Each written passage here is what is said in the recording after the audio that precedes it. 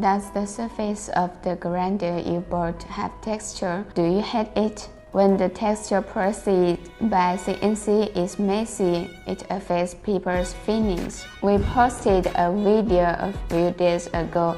Then we got a feedback that the biggest problem with CNC machined grinder is the texture on the surface. But the beauty of CNC processing knives is texture. If you do not like the texture processed by CNC, we could cover it with surface treatment such as sandblasting, anodizing, spraying, etc., which can also prevent surface scratches. Now let's take a look at this grinder made by CNC. The surface treatment is sandblasting and anodization. Both the edges and the surface are very smooth. Please see here if we scratch the surface with a key.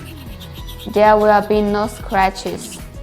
If you are interested in this grinder, please contact us to get free sample. Well, that's all for today. If you have any questions related to CNC machining, please leave a message here.